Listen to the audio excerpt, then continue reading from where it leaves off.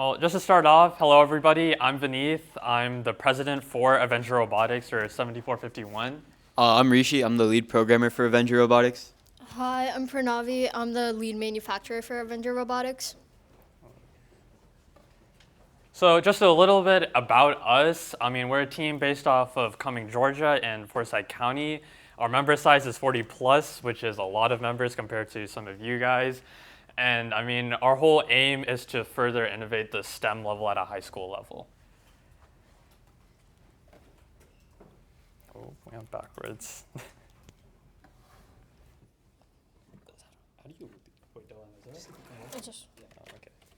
So, we're going to play here a little video recapping our season from 2022 to 2023.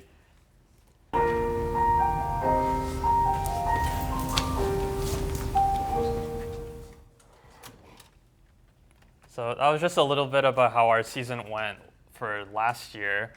And as I said earlier, we had 50 plus members as part of our team, meaning that they all need to be categorized into their individual sub-teams. So here we have 4 of them. Mechanical, electrical, programming, business. I'm sure you all know what they are.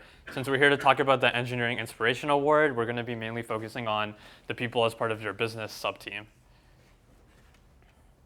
So as far as what we're going to actually be talking about today, we're going to start off with what exactly is the Engineering Inspiration Award, what's the criteria that goes for it, how you can impact your community, and what the judging criteria and requirements are. Okay, so first of all, how many of you guys know what engineering inspiration is? Okay, so engineering inspiration is given to a team that celebrates outstanding success and advancing respect and appreciation for engineering within a team's school, organization, or community. What this means is not only does the team appreciate the fundamentals of engineering, they also spread it around their community. So there are 4 events where this is awarded to. It's the district event, regional championship, and first championship divisions. And once you win it at any of these 3 events, then you can compete for it at the district championships. So as far as the actual criteria that goes, here are a couple of bullet points that are taken directly from First Robotics. This is what they say. So the first one they have is the extent and inventiveness of teams' efforts to recruit students to engineering with particular emphasis on the most recent year's efforts. The main part of that bullet point is that last part, most recent year's effort. They don't want you to talk about something you did 7 years ago or something you did 5 years ago. Talk about the things that you're doing currently. That's how you're going to be making an impact. Next, they have a commitment to science and technology education among the team, school, and community. Basically, all this is saying is that you have good foundational principles within your own FRC team, FTC team, or whatever, and then you'll be able to take those engineering principles and then share them to your community. So for example, for us, we do an initiative called STEM Nights. So what we do is we take all our engineering principles that we do at an FRC level and then teach them at an elementary local level. The next thing they say is achievement of the first mission, ability to communicate that at competition and away from it. This is that judging point where, hey, now that you've done all the outreach that you've done or all the initiatives that you've done, how are you able to communicate it? Can you market it to the judges well enough so that they actually care about you? And lastly, they have efforts are ongoing, not strictly concentrated on the build and competition season. This kind of goes back to that first bullet point where you're continuously doing stuff. They also want to see that you're not only doing things for those 4 months of build season. So when it's January, then you're starting all your outreach events. No, what are you doing during summer? Are you doing anything during summer? If not, they want you to. Same for this current year. The FRC season hasn't technically started, but I don't know if you we're already doing a bunch of outreach events because they want you to see that. How are you continuously doing things and compounding on that? So impact on community. This is primarily what Engineering Inspiration is on. So all the outreach events that you do, primarily group them into different types of initiatives. So when you look at your initiatives, these are the main bullet points you want to look at. You want to figure out ways to reach out to your community, whether that's volunteering at a local animal shelter or starting a FTC team or an FLL team. Promote respect and appreciation for engineers. Work to recruit students to engineering. This can be done among other ways, such as fostering first teams. Be sure to have measurable ways of documenting your efforts. So that's just an example of having a social media presence or having a statement from where you volunteered and saying that, oh yeah, they did come here, they did this, they did that. And notice how robot performance isn't mentioned anywhere throughout what we've talked about in terms of the criteria or the different types of initiatives. Engineering inspiration mainly focuses on the impact of you have on your community, but of course, robot performance goes in without saying. If a team is like 60th in a competition, whereas compared to 20th, and they might lean more towards the 20th team rather than the 60th team. So here's some examples of some of the initiatives we do as a team. So one of our biggest initiatives is Girls in STEM. So this is just one event that we hosted where we had a guest speaker and we had different activities related to STEM to spark an interest in young girls. And this event is really special to me because I joined our team through one of their Girls in STEM events. So next up we have robots for recycling, or what we like to call it is First Goes Green. The whole point of this initiative is to set up recycling. We do park cleanups around us in our local community. We even do some cleanups within our own school since it's pretty dirty over there. And then we also have some, if you go to the competitions, you might have seen some of our recycling bins set up. And this all started off because one of our students actually had a passion for recycling and saw that our community is so dirty. What can we do about it? Because, that's just the area that you're in. And then so he started doing First Goes Green for our robotics. Another one is Dogs in STEM. This is where we went out to a local animal shelter called Fur Kids, and we went and we built robots using FTC parts, and that robot basically shoot out balls so the dogs can play with it. We also helped out with walking the dogs and taking care of them. So one of our other, as we said, one of the major ones was Girls in STEM. Our second major one is refugees. This is also similar on how it got started. It was a passion for one of our students that, hey, we wanted to do something to help refugees. So last year we reached out to two people from a first team in Ukraine. And as you guys know, there was the Russian-Ukrainian war that's still going on. And we talked to them to say hey, what is your experience right now? As someone in robotics, how is this impacting you and what are you currently doing? In addition, as you can see for all the images, we have we do a bunch of fun food drives or whatever so that we can donate to our local community. So the next one is nursing homes. So whenever we think of impact on a community, we primarily think towards the next generation. But what about the generation that paved the way for us? And so with the coming of the internet, many elderly people don't know how to use it, and they're very prone to scams. In fact, most elderly people fall into a scam at least once later into their life. And so one day we decided to give a presentation on different types of scams that elderly people may come in contact to, so that way they can better prevent themselves from those type of scams.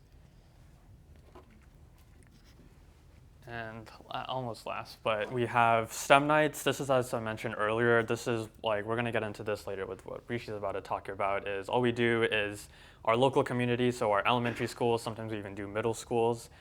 We basically, for this one, at Otwell Middle School, one of our local ones, we help them volunteer and run their VEX IQ competitions. Over here, we're actually showing some of our FTC robots to a local elementary school. Silver City is one of the major ones that we partner with. So the whole idea of STEM nights is it's a night of STEM for all these local younger kids, elementary and middle schoolers. So this is arguably our largest initiative, called the Tree of Mentorship. So FIRST has organized different robotics programs from FLL, FTC, FRC, and so forth. And so what we do at AvengerRobotics is we teach those skills starting all the way down from FLL. So FLL, we mentor FLL students, and then those students will then come into our FTC program, and then our middle school robotics program, and then they'll come to our school for our FTC program, finally our FRC program, and once they graduate high school, they'll become an industry mentor. Now the great thing about this is it also flips backwards. So once they become industry mentors, they'll start their own FRC teams, which will then start their own FTC teams, which will then also start their own middle school robotics teams and First Lego League teams. Now this one is one that hits me in the heart because I started from the bottom of this and I worked myself up to the FRC team, right? And so it's just in our short time of being a team, it just shows that what we're doing actually has an impact, and it really means a lot. So we just explained a bunch of initiatives. And what's the point of these? There's two things you need to take away. If we're doing engineering inspiration, what's the goal? You need to inspire engineers, right? So we all had some sort of personal stories, like Pranavi here got into Avenger Robotics because of the girls in STEM. Both Rishi and I actually heard about Avenger Robotics through one of their local competitions that they hosted at a middle school level. The point is that there's some personal story connection to each of these. The reason that all of these initiatives work as well as they do for us is because of that personal connection. So like for refugees, we were able to do so much because someone had a passion to go out and help refugees. And the second thing you need to realize is engineering inspiration. So maybe tie into like something related to STEM. So like refugees are like, what do I even do with STEM or that? Or like dogs, how can I do STEM? Like anything related to engineering with that. Like for those, we're like reaching out and talking about their engineering experience in like as I said earlier, Ukraine, and like, hey, maybe what is something we can help? Can we help mentor your team? For dogs, we build tennis ball robots. Like it's something so simple, but yeah, that's how we're able to go out to our community and expand on them and like expand on like engineering or inspiring those people. So here's just some of our graphs and stats. As something important to note about engineering inspiration, when you end up talking to your judges, is stats are very important and you need to be able to document those stats. So here we have our number of teams hosted. As you can see, 2021, we took a major dip. We went from almost 75 plus to like almost like a little above 25. So what's the point of showing this to the judges? You need to show growth. If you go to a judge and you're like, hey, we're continuously growing. We actually haven't hit any like no problems have happened to us. They don't want to see that. They want to see what you struggle with because you are eventually going to struggle with something. So obviously here was the pandemic. So when we're hosting a number of teams, we had a huge dip in numbers. But now you can see we're slowly recovering, and hopefully like in the next coming years, we'll be able to go back to that 80-ish mark that we were able to hit. Similarly here, you can just see the number of teams that we've mentored. We took a dip over there at 2021 because of what happened with the pandemic. But now in 2023, we're mentoring almost like an even larger amount of teams. So they want to see you hit that bounce back and like see what growth that you're doing. So the main thing with engineering inspiration is judging. For engineering inspiration, there's something called pit judging. This is where first interviews happen at the pit. So judges come over to your pits and talk to you about your robot, your initiatives. So the first thing you need to do to prepare yourself for judging is you have to look at the definition for the award you're competing for. For engineering inspiration, the award criteria mostly states, what's your impact? How are you presenting STEM in your community? So that's what you want to talk about, and that's your key to success in engineering, in any award in general. One format that we like to use is STAR format. It's situation, task, action, and result. So first you talk about the background of your background information. So let's just say you ran into a problem with your robot, right? So you would talk about what the problem is, how you ran into the problem, and then what did you do to fix that problem? Like, did you come up with a list of ideas or something like that? And then your result is like, what happened after you fixed the problem? Like, did it become better? Did it stay the same? Something like that. So then after you've planned all that, you want to prepare for the actual competition. So what we like to do is we bring brochures, booklets, notebooks. Now keep in mind when we do pit judging, we don't read off the notebook exactly. It's just a quick reference that we can give to the judges. We should have these things memorized, or not fully memorized, but we should know what we're talking about. And it's just something that we can show the judge so they have a visual idea of what we're talking about. You also want to run through exemplar questions, and you want to have a rotation of people. So this is an example of rotation we had last year. You don't know when judges exactly are going to appear at your pit, so you want to make sure that every single person on that rotation knows what they're talking about. So we generally had one business person, 2 mechanical people, and 1 programmer for each rotation, so that way we cover all aspects of our team rather than just one. You also want to make sure you have a lot of people that know what they're talking about. So if you can see on the rotation, a lot of people keep repeating over and over again, and sometimes that's in a stressful environment, that's even exhausting. So you want to make sure you have a lot of people knowing what they're talking about. This is an example of the front of our brochure. This is an example of the back. Here's a business plan. So your business plan isn't necessary? Not really. Should you have it? Probably. The whole point of the business plan is a way to actually document what you're doing and all your initiatives or whatever. So The whole point of your business plan is being able to like coordinate everything and have one single place for it to, like for you to see what your initiatives are. It's just a great way to organize things. So I'll let you guys scan QR code for a minute. And here's just also another document for pit judging. What we do for pit judging is before competition happens, we have like a set of questions that you'll see up here. And there's just a set of general questions that all judges will have. I mean, obviously there's going to be some ones more specific to your robot, but the point of these pit judging questions is that you're able to ask the people presenting for engineering inspiration, like, okay, if a judge asks this, what are you going to say? And then you need to be able to give feedback before competition, like, oh, you said this, but maybe you should say something more along the lines of like something else. So the whole point of the pit judging is like of this document is to better prepare all your students. The whole point also is that when you have like 6+ people presenting for engineering inspiration, the easiest way to get them all prepared, that way when you go to competition for pit judging, is to do these questions. And also there's other notes that we have in there that you guys can see. So these are the 4 rules that every single person in the pitch should follow, or even in your team general.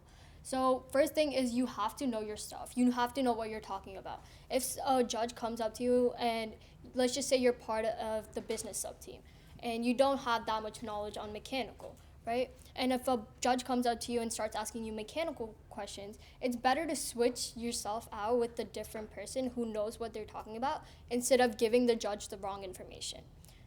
And no foul language, obviously that's a given.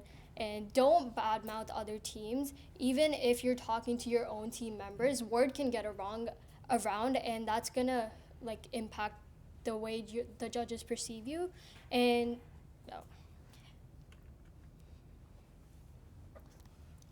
So here are just some overall tips that it's like a all-in-one sort of document that we've made and just detailing everything we've talked about throughout the presentation.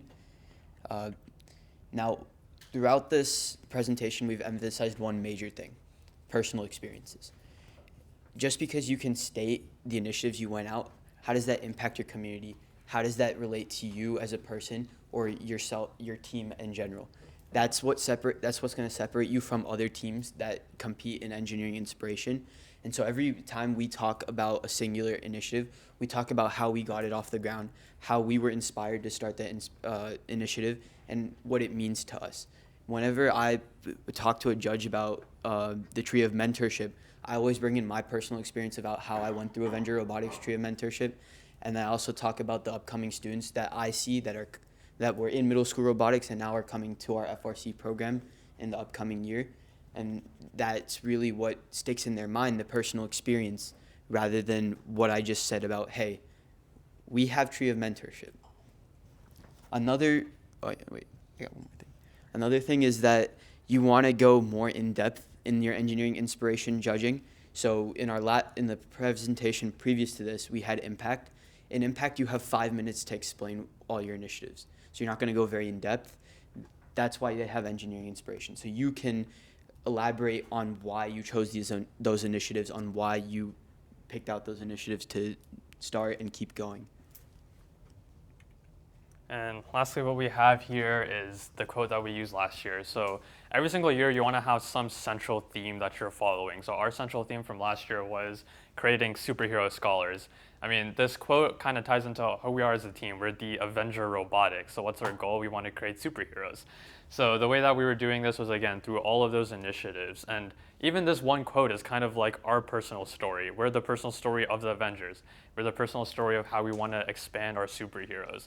The main thing that you get with all of this is a sense of personality. When I'm talking to a judge, I don't want to sound robotic and be like, oh, I mentored 40 teams or I went to 5 competitions. They don't care about that. They want to say, like, what have you done on it? How have you helped and like maybe been impacted from all of these things? The point of the personal connection and the like personal story is just that sense of personality. So that's what we've done here with our creating superhero scholars. The other thing you get with like the central theme is a better way to organize everything.